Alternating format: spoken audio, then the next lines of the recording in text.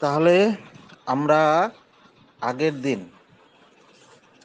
পাহাড়িয়া বর্ষার সুরে গল্পটা তোমাদেরকে পড়ে শুনিয়েছি, আলোচনাও করেছি।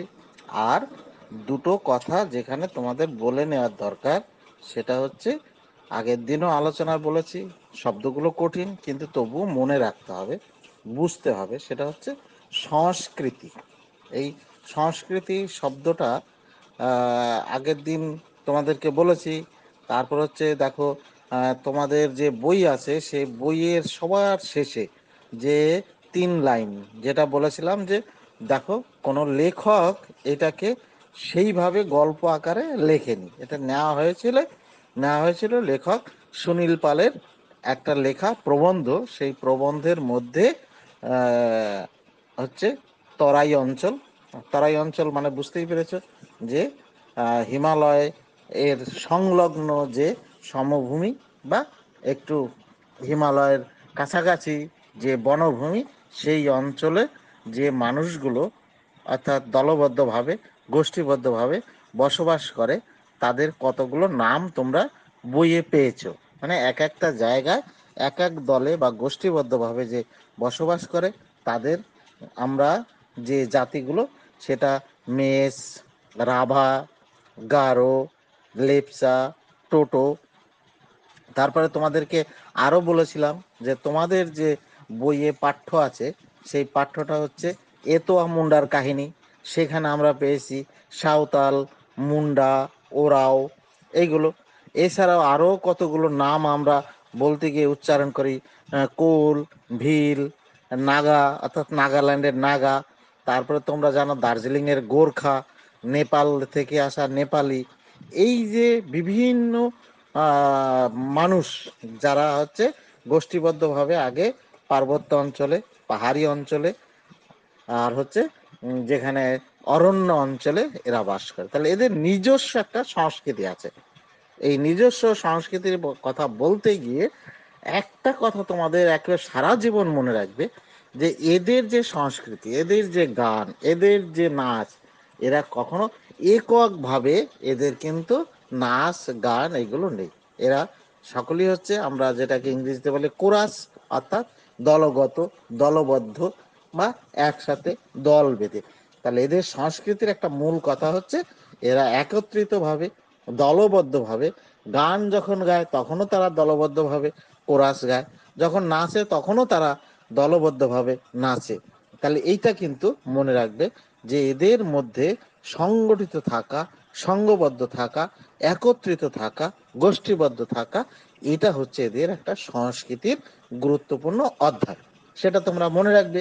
তাহলে এই কথাগুলো একটু বাড়তি তোমাদেরকে বললাম। আমাদের যেমন, তোমরা যেমন চাকদাতে আছো বা কলকাতা শহর বা পৃথিবীর বিভিন্ন প্রান্তের যে বড় বড় শহরগুলো, সেইখানে মানুষের দেখো ব্যক্তিগত যোগ্যতা, লেখাপড়ায় যে যত যোগ্য হয়েছে সে তার নিজের জায়গা বেছে নিয়েছে। তার ক্ষেত্রে দলগত বা দলবদ্ধ ব্যবস্থাটা, অর্থাৎ ব্যক্তি, এটাকে বলা হয় স্বাতন্ত্র। ব্যক্তি স্বাতন্ত্র, স্বতন্ত্র মানে হচ্ছে আলাদা, নিজের একটা আলাদা সত্তা। তাহলে এখানে ব্যক্তি সত্তার প্রকাশ। তাহলে আধুনিক মানুষের মধ্যে ব্যক্তি সত্তার প্রভাব, একক প্রচেষ্টার প্রভাব। তাহলে যেমন আমরা যদি সঙ্গীতে বলি, তাহলে একটা নাম বলার সাথে সাথে আমরা সবাই চিনে যাব, যেমন লতা মঙ্গেশকর, তারপর হচ্ছে আশা ভোসলে, আমাদের হচ্ছে সন্ধ্যা মুখোপাধ্যায়, গীতা দত্ত, এখনকার সময়ের আরও যারা, ওই তোমরা জানো যে সারেগামাপা যে প্রথম যারা হয় আর কি, সেই ধরনের। তাহলে এইগুলো হচ্ছে একক সঙ্গীত, একক নৃত্য। আবার দেখো ভারতবর্ষের যে বিখ্যাত বিখ্যাত নাচ, যেমন তোমার হচ্ছে আহ ওড়িশার বিখ্যাত নাচ হচ্ছে যেটাকে আমরা বলি ওড়িশি বা ওড়িয়া নৃত্য। তারপর হচ্ছে তোমার হচ্ছে উত্তরপ্রদেশের লখনৌ, কানপুর এই অঞ্চলের যে নাচ, সেটা হচ্ছে কথাকলি। আবার উত্তরপ্রদেশের বাইরেও কথাকলির আর একটা ধরন আছে। তারপরে তোমার ধরো হচ্ছে মণিপুরি। তাহলে এইগুলোকে বলা হয় ক্লাসিক ডান্স বা এটা ক্লাসিক নৃত্য। তাহলে এইখানেও ব্যক্তি প্রচেষ্টা, ব্যক্তির উদ্যোগ এখানে ভীষণ। অর্থাৎ মানুষ যত আস্তে আস্তে সভ্য হয়েছে, তখন তার একক প্রচেষ্টায়, নিজের প্রচেষ্টায় বড় হওয়া, নিজেকে সকলের সামনে উপস্থাপিত করা, সে নাচেই হোক, গানেই হোক, শিক্ষায় হোক, যেইখানেই হোক, অর্থাৎ ব্যক্তি উদ্যোগের প্রাধান্য আধুনিকতার প্রথম, অর্থাৎ সমসাময়িক এখনকার সময়ের আধুনিকদের বৈশিষ্ট্য হচ্ছে একক প্রচেষ্টা। আর এই যে আমরা যতগুলো নাম বললাম, সাঁওতাল, মুন্ডা, কোল, ভিল, নাগা, তারপর হচ্ছে এই যে রাভা, মেষ, টোটো, তাহলে এদের হচ্ছে সংঘবদ্ধ সংস্কৃতি। আর আমরা যত দিন এগিয়ে গেছে, আধুনিক হয়েছে, মানুষ সভ্য হয়েছে, নিজেকে প্রতিষ্ঠিত করার পথে এগিয়ে গেছে, তখন তাদের ব্যক্তি স্বাতন্ত্র্য অর্থাৎ একক প্রতিভা প্রদর্শন দেখানোর একটা প্রভাব পরিলক্ষিত হয়। তাহলে দুটো বিষয় তোমাদের সামনে উপস্থাপিত করলাম, একটা হচ্ছে ব্যক্তি সংস্কৃতি, একটা হচ্ছে গোষ্ঠীবদ্ধ সংস্কৃতি। ব্যক্তি সংস্কৃতি যখনই আমরা বলবো তখন আধুনিক সভ্যতার মানুষের কথা বলবো, আর যখন গোষ্ঠী সংস্কৃতির কথা বলবো তখন এই আদিবাসী যারা ভারতের আদিম সম্প্রদায়, ভারতেই যারা প্রথম থেকে রয়েছে তাদেরকে আদিবাসী, আর তাদের একটা সংস্কৃতি। তাহলে এটা একটু বেশি বললাম, তার কারণ তোমাদের জেনে রাখার জন্য। তাহলে আমরা আগের দিন পাহাড়িয়া বর্ষার সুরে গল্পটা তোমাদেরকে পড়ে শুনিয়েছি, আলোচনাও করেছি। আর দুটো কথা যেখানে তোমাদের বলে নেওয়ার দরকার, সেটা হচ্ছে আগের দিনও আলোচনা বলেছি, শব্দগুলো কঠিন কিন্তু তবুও মনে রাখতে হবে, বুঝতে হবে। সেটা হচ্ছে সংস্কৃতি।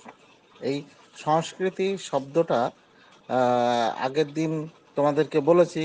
তারপর হচ্ছে দেখো, তোমাদের যে বই আছে সেই বইয়ের সবার শেষে যে 3 লাইন যেটা বলেছিলাম, যে দেখো কোনো লেখক এটাকে সেইভাবে গল্প আকারে লেখেনি, এটা নেওয়া হয়েছিল লেখক সুনীল পালের একটা লেখা প্রবন্ধ। সেই প্রবন্ধের মধ্যে আহ, হচ্ছে তরাই অঞ্চল।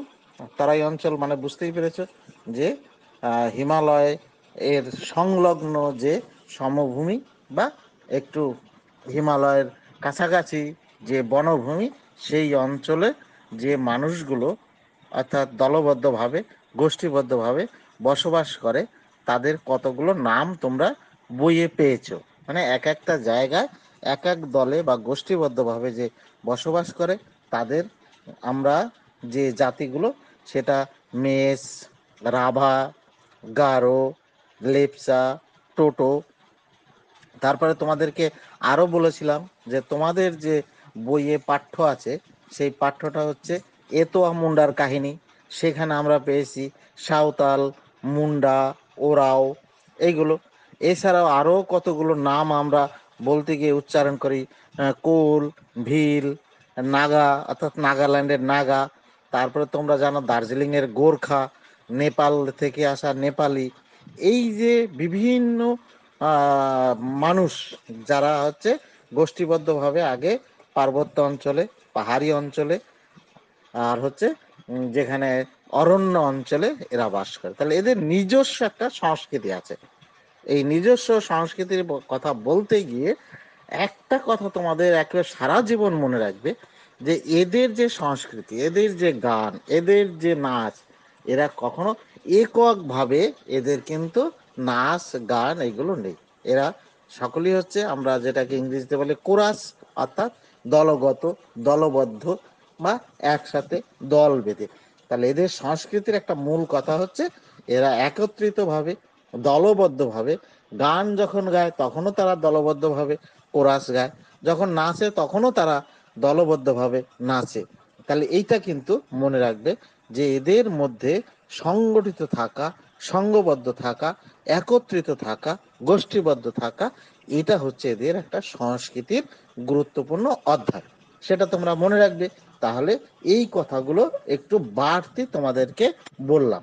আমাদের যেমন, তোমরা যেমন চাকদাতে আছো বা কলকাতা শহর বা পৃথিবীর বিভিন্ন প্রান্তের যে বড় বড় শহরগুলো, সেইখানে মানুষের দেখো ব্যক্তিগত যোগ্যতা, লেখাপড়ায় যে যত যোগ্য হয়েছে সে তার নিজের জায়গা বেছে নিয়েছে, তার ক্ষেত্রে দলগত বা দলবদ্ধ ব্যবস্থাটা, অর্থাৎ ব্যক্তি, এটাকে বলা হয় স্বাতন্ত্র। ব্যক্তি স্বাতন্ত্র, স্বতন্ত্র মানে হচ্ছে আলাদা, নিজের একটা আলাদা সত্তা। তাহলে এখানে ব্যক্তি সত্তার প্রকাশ। তাহলে আধুনিক মানুষের মধ্যে ব্যক্তি সত্তার প্রভাব, একক প্রচেষ্টার প্রভাব। তাহলে যেমন আমরা যদি সঙ্গীতে বলি, তাহলে একটা নাম বলার সাথে সাথে আমরা সবাই চিনে যাব, যেমন লতা মঙ্গেশকর, তারপর হচ্ছে আশা ভোসলে, আমাদের হচ্ছে সন্ধ্যা মুখোপাধ্যায়, গীতা দত্ত, এখনকার সময়ের আরো যারা, ওই তোমরা জানো যে সারেগামাপা যে প্রথম যারা হয় আর কি, সেই ধরনের। তাহলে এগুলো হচ্ছে একক সঙ্গীত, একক নৃত্য। আবার দেখো ভারতবর্ষের যে বিখ্যাত বিখ্যাত নাচ, যেমন তোমার হচ্ছে ওড়িশার বিখ্যাত নাচ হচ্ছে যেটাকে আমরা বলি ওড়িশি বা ওড়িয়া নৃত্য। তারপর হচ্ছে তোমার হচ্ছে উত্তরপ্রদেশের লখনৌ, কানপুর এই অঞ্চলের যে নাচ, সেটা হচ্ছে কথাকলি। আবার উত্তরপ্রদেশের বাইরেও কথাকলির আর একটা ধরন আছে। তারপরে তোমার ধরো হচ্ছে মণিপুরি। তাহলে এইগুলোকে বলা হয় ক্লাসিক ডান্স বা এটা ক্লাসিক নৃত্য। তাহলে এইখানেও ব্যক্তি প্রচেষ্টা, ব্যক্তির উদ্যোগ এখানে ভীষণ, অর্থাৎ মানুষ যত আস্তে আস্তে সভ্য হয়েছে, তখন তার একক প্রচেষ্টায়, নিজের প্রচেষ্টায় বড় হওয়া, নিজেকে সকলের সামনে উপস্থাপিত করা, সে নাচেই হোক, গানেই হোক, শিক্ষায় হোক, যেইখানেই হোক, অর্থাৎ ব্যক্তি উদ্যোগের প্রাধান্য আধুনিকতার প্রথম, অর্থাৎ সমসাময়িক এখনকার সময়ের আধুনিকদের বৈশিষ্ট্য হচ্ছে একক প্রচেষ্টা। আর এই যে আমরা যতগুলো নাম বললাম, সাঁওতাল, মুন্ডা, কোল, ভিল, নাগা, তারপর হচ্ছে এই যে রাভা, মেষ, টোটো, তাহলে এদের হচ্ছে সংঘবদ্ধ সংস্কৃতি। আর আমরা যত দিন এগিয়ে গেছে, আধুনিক হয়েছে, মানুষ সভ্য হয়েছে, নিজেকে প্রতিষ্ঠিত করার পথে এগিয়ে গেছে, তখন তাদের ব্যক্তি স্বাতন্ত্র্য, অর্থাৎ একক প্রতিভা প্রদর্শন দেখানোর একটা প্রভাব পরিলক্ষিত হয়। তাহলে দুটো বিষয় তোমাদের সামনে উপস্থাপিত করলাম, একটা হচ্ছে ব্যক্তি সংস্কৃতি, একটা হচ্ছে গোষ্ঠীবদ্ধ সংস্কৃতি। ব্যক্তি সংস্কৃতি যখনই আমরা বলবো, তখন আধুনিক সভ্যতার মানুষের কথা বলবো। আর যখন গোষ্ঠী সংস্কৃতির কথা বলবো, তখন এই আদিবাসী যারা ভারতের আদিম সম্প্রদায়, ভারতেই যারা প্রথম থেকে রয়েছে, তাদেরকে আদিবাসী, আর তাদের একটা সংস্কৃতি। তাহলে এটা একটু বেশি বললাম, তার কারণ তোমাদের জেনে রাখার জন্য।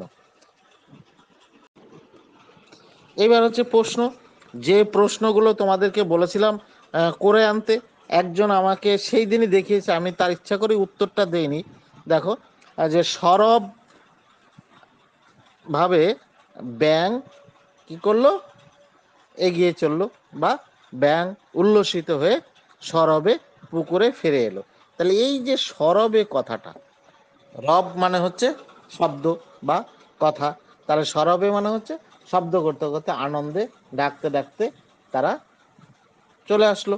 তাহলে এখানে সরবে মানে হচ্ছে রবের সাথে বা জোরের সাথে চিৎকার করতে করতে, তাহলে আনন্দে চিৎকার করতে করতে সে ফিরে এলো, আর পুকুরে কি হলো, ফিরে এসে উল্লসিত হয়ে উঠলো।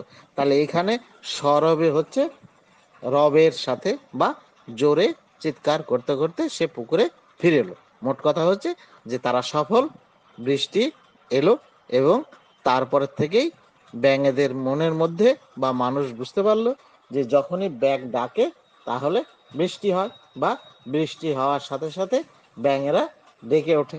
তাহলে এই কথাটাই এখানে বলা হয়েছে সরবে। সরবে আলাদা কোনো জাতি, স্থান এইসব নয়।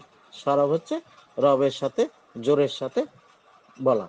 আবার আমাদের পড়াশোনার সময় আমরা জানতে পারি পাঠ, অর্থাৎ জোরে জোরে চিৎকার করে রিডিং পড়াকে বলা হয় সরব পাঠ। তাহলে সরব শব্দটা বুঝতে পারলে, এখানে সরবে মানে হচ্ছে জোরে চিৎকার করে ডাকতে ডাকতে আসা। এখানে তো অনেকবার ভগবান ভগবান করা হয়েছে। তোমরা শুনেছ যে ব্যাং সবার আগে উদ্যোগ নিল। কেন?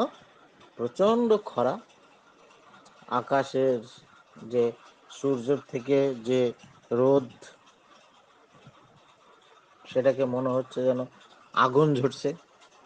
গাছপালা সব শুকিয়ে কাঠ, পুকুর খাল বিল যা ছিল তাতে সামান্য মাত্র জল নেই। গাছ নিজেই বেঁচে থাকতে পারছে না, তার স্বাভাবিক নিয়মেই ফুল আর কোত্থেকে আসবে। গাছ যদি না বাঁচে তাহলে ফসল হবে না, তাহলে ফসল না হলে, দানা শস্য না থাকলে মোরগই বা কি খাবে? আবার যদি অরণ্যই ঠিক না থাকে, অরণ্যের পশু পাখিরা যদি বেঁচে না থাকতে পারে, তাহলে বাঘই বা কিভাবে শিকার করে কি খাবে? তাহলে এক কথায় এখানে প্রচুর সমস্যার কথা। অর্থাৎ খরা হলে, প্রকৃতির নিয়মে যে খরা, সেই খরাতে কি কি সমস্যা হতে পারে তার একটা চিত্র এখানে কিন্তু প্রতীক আকারে, অর্থাৎ ব্যাঙ, মৌমাছি, মোরগ, বাঘ, তাহলে এইগুলোর অর্থাৎ জীবকুল, এক কথায় সমগ্র জীবের, পশু পাখি মানুষ সকলের অসুবিধা। তাই তারা অসহায়ভাবে কিন্তু প্রতিবাদ জানাতে সংগঠিত হলো সকলে। এই সময়ে দাঁড়িয়ে যদি খরা হয় বা কোনো সমস্যা হয়, তাহলে আমরা কি ভগবানের কাছে যাব? তাহলে ভগবান কোথায় থাকে? এই প্রশ্নটা তোমাদের সামনে রাখলাম, এবং কি করে তার কাছে যাওয়া যেতে পারে এটা নিজেদের মতো করে বলবে। তাহলে আমরা মোটামুটি এই পাহাড়িয়া বর্ষার সুরে আগের দিন এবং আজকে যেটুকু আলোচনা করলাম, তোমরা বুঝতে পারলে যে এই গল্পটাও এইখানে আমরা মোটামুটি শেষ করলাম। কোনো অসুবিধা থাকলে অবশ্যই জানাবে এবং আমি তার উত্তর দেবো, এখনই উত্তর দেবো। যে যে বিষয়গুলো অসুবিধা থাকবে এক্ষুনি প্রশ্ন করবে, এক্ষুনি আমি উত্তর দিয়ে দেবো। তারপরে আবার আমরা চলে যাব নতুন বিষয়। নতুন বিষয় হচ্ছে আকাশের দুই বন্ধু। আকাশের দুই বন্ধু, লেখক শৈলেন ঘোষ। লেখক শৈলেন ঘোষ। তাহলে লেখক শৈলেন ঘোষ সম্বন্ধে তোমাদের বইয়ের একদম পিছনের দিকে চলে যাও। কারোর বইতে 129 অর্থাৎ 129, আবার কারো বইতে হবে হচ্ছে 125। সে যেই বই হোক, পুরনো বই নতুন বই মিলিয়ে, অর্থাৎ ছাপার যেটা আগে ছাপা হয়েছে সেটা হচ্ছে 125 অর্থাৎ 125, আর যেটা নতুন ছাপা হয়ে এসছে স্কুলে সেটা হচ্ছে 129। তাহলে আকাশের দুই বন্ধু। তাহলে আমরা বন্ধু মানে কি বুঝি? বন্ধু মানে বুঝি যে পছন্দের মানুষ, পছন্দের বন্ধু। আবার কেউ কেউ বলে মিতা, অর্থাৎ কেউ বান্ধবী, কেউ বন্ধু, কেউ মিতা, মিতালি পাতানো থেকে মিতা। তাহলে স্বাভাবিক হচ্ছে দুই বন্ধু, দুইজনের সাথে দুজনের খুব ভাব, আর সেই ভাব নিয়েই এখানে বলছে আকাশের দুই বন্ধু। লেখক শৈলেন ঘোষ। লেখক শৈলেন ঘোষ হচ্ছে একজন শিশু সাহিত্যিক। তাহলে এইবার শিশু সাহিত্যিক কাকে বলে? শিশুরা লেখে, তারাই শিশু সাহিত্যিক, না শিশুদের জন্য লেখা যারা লেখে তারা শিশু সাহিত্যিক? তাহলে এইটা নিয়ে তোমাদের মনের মধ্যে একটু খটকা থাকবেই। তার সেই খটকা দূর করার জন্য বলছি যে বয়সটা এখানে বিষয় নয়, বিষয়টা হচ্ছে যে শিশুদের জন্য যারা লেখে, তার বয়স যদি বেশিও হয়, সে যদি মানে বুড়োও হয়, তবু সে শিশু সাহিত্যিক। কারণ শিশুদের নিয়ে, শিশুদের মনের মতো করে, শিশুদের মনের কথা প্রকাশ করার জন্য, শিশুদের অভিজ্ঞতা জ্ঞান বাড়ানোর জন্য, শিশুদের নতুন করে পথ দেখানোর জন্য, শিশুদেরকে সাহিত্যিক হওয়ার জন্য, শিশুদের গল্পের যে আকাঙ্ক্ষা সেটা বোঝানোর জন্য যারা লেখে তারাই হচ্ছে শিশু সাহিত্যিক। তাহলে শিশুরাই লিখলে শিশু সাহিত্যিক সেটা কিন্তু নয়। অর্থাৎ শিশুদের জন্য যারা লেখে তারা শিশুও হতে পারে, তারা মধ্যবয়স্ক হতে পারে, তারা বৃদ্ধ হতে পারে। তাহলে মোট কথা হচ্ছে যে শিশুকে কেন্দ্র করে যারা সাহিত্য রচনা করে তারাই হচ্ছে শিশু সাহিত্যিক। তাহলে আকাশের দুই বন্ধু লেখক হচ্ছে শৈলেন ঘোষ। তাহলে শৈলেন ঘোষ হচ্ছে একজন শিশু সাহিত্যিক। এইবার দেখো, শিশু সাহিত্যিক শৈলেন ঘোষ জন্মগ্রহণ করেছে 1928 সালে। আর তার যে লেখা, সেই লেখার জন্য সে কিন্তু ভারত সরকারের পুরস্কার সে পেয়েছে, যার জন্য ভারত সরকার যে পুরস্কার দেয় সেটাকে জাতীয় পুরস্কার বলে। তোমরা যখন পড়বে তখন দেখবে যে বাংলা সাহিত্যের জগতে শিশু সাহিত্যিক হিসাবে শৈলেন ঘোষ একটা পরিচিত নাম, অর্থাৎ এই নামটা সকলেই জানে। তিনি একেবারে কিশোর বয়সে, কিশোর বয়স মানে কত বলতো? কিশোর বয়স মানে হচ্ছে 8 থেকে 14 বা 15। তাহলে এই বয়সটাকে বলা হয় কিশোর বয়স। তাহলে কি হলো? অর্থাৎ এই তোমার হচ্ছে 4 বা 5 থেকে একেবারে 9 পর্যন্ত এই বয়সকে বলা হয় কিশোর বয়স। এই বয়সেই তিনি একটা পত্রিকা বের করলেন স্কুলে, নিজের হাতের লেখা। সেই পত্রিকার নাম হচ্ছে মাস পয়লা। তাহলে সেই পত্রিকায় তিনি মাস পয়লা নামে একটি ছোট গল্প লেখেন। আর সেইখান থেকেই তার সাহিত্য রচনা শুরু। শৈলেন ঘোষ ছোটদের জন্য অনেক ছড়া, গল্প, নাটক এগুলো লিখেছিলেন। তার লেখা শিশু নাটক হলো অরুণ, বরুণ, কিরণমালা। এই নাটকটি সঙ্গীত নাটক একাডেমি পুরস্কার লাভ করে। লেখক তার প্রথম শিশুদের নিয়ে উপন্যাস মিতুল নামে পুতুলটি নামক উপন্যাসটি জাতীয় পুরস্কার পায়। অর্থাৎ ভারত সরকারের সাহিত্য একাডেমি যে পুরস্কার দেয় সেটা হচ্ছে জাতীয় পুরস্কার, সেই পুরস্কার তিনি পান। শৈলেন ঘোষের অনেক ধরনের লেখা, অর্থাৎ ছোট গল্প শিশুদের জন্য, ভূতের গল্প শিশুদের জন্য, ছড়া শিশুদের জন্য, কবিতা, এইরকম। তাহলে তার উল্লেখযোগ্য উপন্যাস হলো আমার নাম টায়রা, গল্পের মিনারে পাখি, ভূতের নাম অঙ্কুশ, টুই টুই ইত্যাদি। তার কতকগুলি উল্লেখযোগ্য গল্প হলো যেমন হাসি, ঝলমল মজা, স্বপ্ন দেখি রূপকথার, ভালোবাসি, পশু পাখি, গল্পের রং, রকম রকম। এছাড়াও আরো অনেক লেখা তিনি লিখেছেন। তার গল্প এই যে আকাশের দুই পাখি, এই গল্পটা নেওয়া হয়েছে স্বপ্ন দেখি রূপকথায়। স্বপ্ন দেখি রূপকথায় যে বই, সে বইয়ের থেকে এই গল্পটি নেওয়া হয়েছে।